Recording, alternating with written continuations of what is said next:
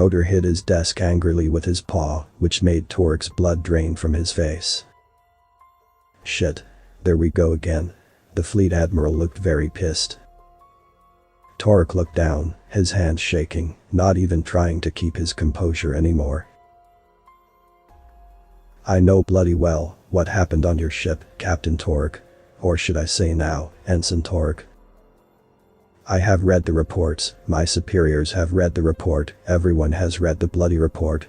It's all over the news, and we're the laughing stock of the whole galaxy. Now for the last time, I want you to explain it to me, in details, without trying to gloss over. You're not saving your ass, you're way beyond that. Torque slowly looked up, his eyes wet with fear secretions, and started telling his story for the 100th time. When we learned that a group of humans was to be embedded in our crew, we swiftly made our due diligence. No glossing over, interjected Coder, showing his upper fangs and growling quietly. We sent our science team on a quest to find as much information as possible on human needs and, cohabitation challenges. But as you know, sir, the whole thing was rushed. We had very little time to adapt the ship's systems and very little information to work with. Coder's gaze was as hard as crystalline rock. Torque's whining made him angry. Torque paused for a second, trying to catch his breath, but his lungs felt numb. He swallowed some saliva, loudly, then continued. We sent human biological parameters to the team responsible for biological adaptation. We have a small team of xenobiologists, sir. The whole thing was rushed. They came back with a list of standard recommendations. Humans are carbon-based, oxygen-dependent creatures who can live just fine within our ship's standardized habitat. They require just 20% oxygen for their gaseous exchanges, and they have very little tolerance for CO2. They can live with higher oxygen levels, so we left the atmospheric controls unchanged and added just a little bit of water vapor too. Coder's face twisted into a sardonic smile. You don't have to explain to me how to make a burpek cake. As the saying goes, tell me how you serve your guest, not how you put the icing on the cake. Food metaphors. Coder must be beyond furious. Torque paused again to wipe some glistening droplets of fear secretions away from his whiskers. A gesture indicating retreat from a fight in any normal setting. But no retreat was possible from Coder's gaze, so he swallowed his saliva and kept going. We adapted the cleaning room apparatuses to add artificial waterfalls, showers, that humans seem to like very much. And we added so-called swivel chairs in all meeting rooms, 3D printed from a model we found in a human cultural repository called Walmart. Then it hit us. What hit you? Waste management. We have a dozen different species on board and they all produce waste, of course. The Fori have a complex set of skin folds diffusing waste molecules into their environment, which is why they wear a scrub suit at all times when on board a Federation vessel. The Nerms have hard shells covering their whole body, and their waste slowly accumulates in a neutral colloid solution which they expel only once a year in a waste pouch. In fact, I don't think we even have a facility for humans. Focus on humans. So, yes sir. Humans. We had a dozen humans coming on board and we started calculating their waste products and deciding on a management strategy.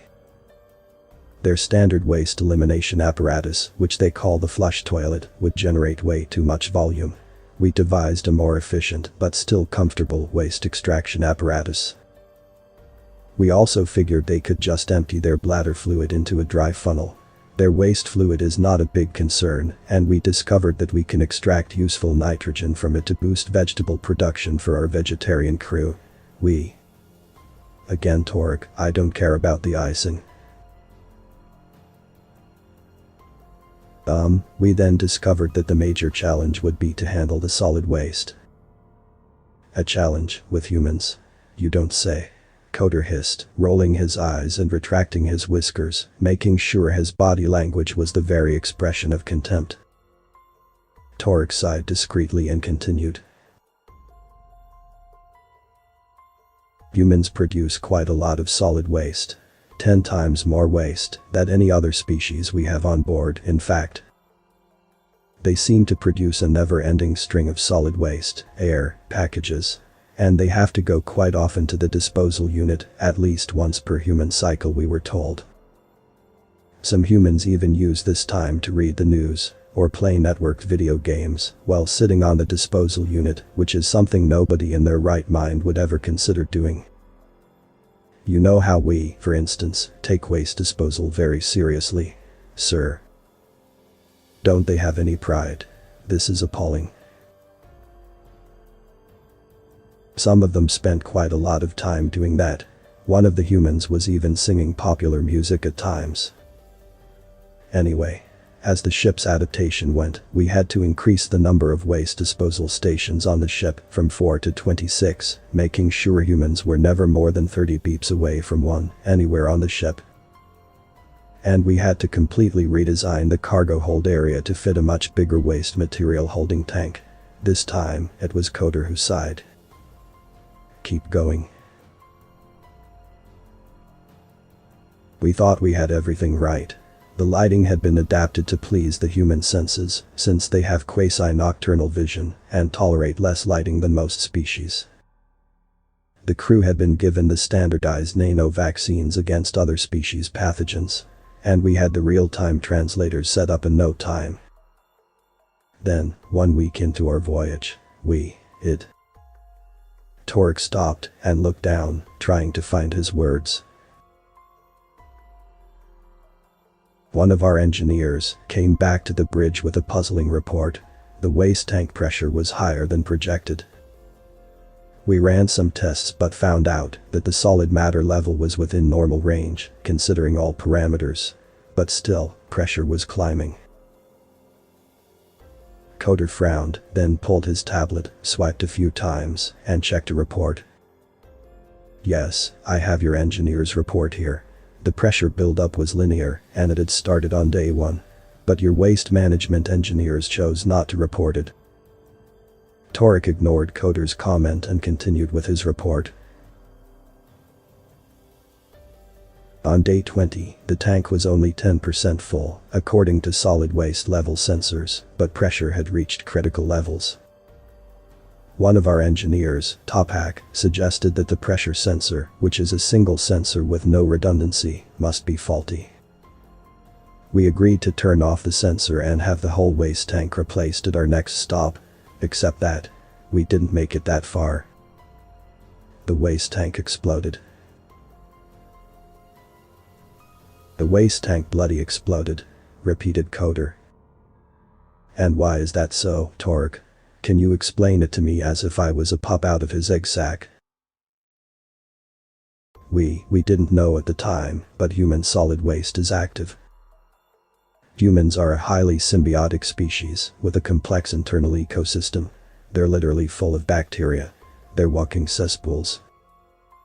Torek stopped, wondering if his last comments had been too harsh, but Coder let him continue.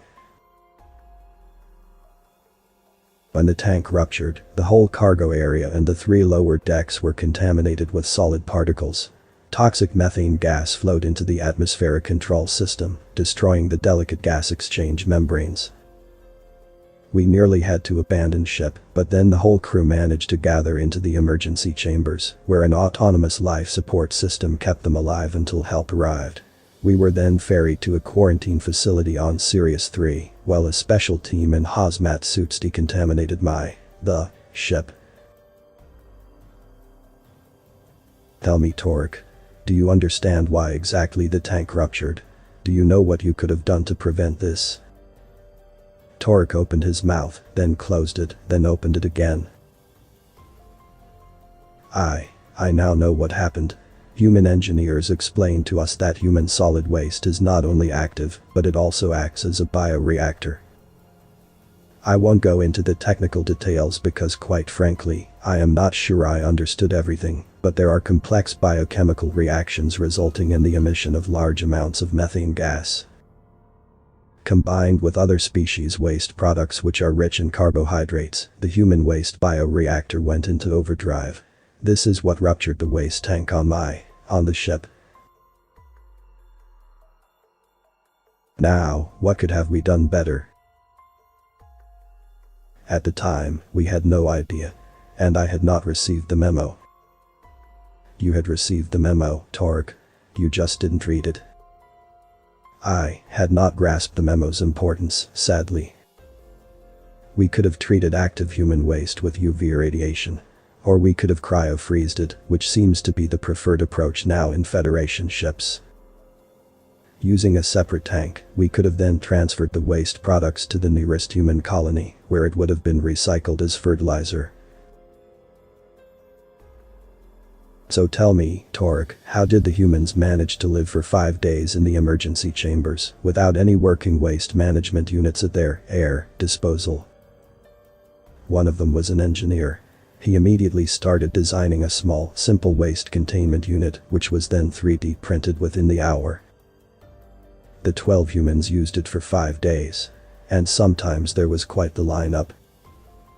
Some made jokes about a learning process for their pups they call potty training. These crafty humans stored their waste into small bags with zippers, which they shoved into a food freezer. And what did they call this improvised waste management unit, Torg? A porta-potty, sir. The author's name and link to original text is in the description.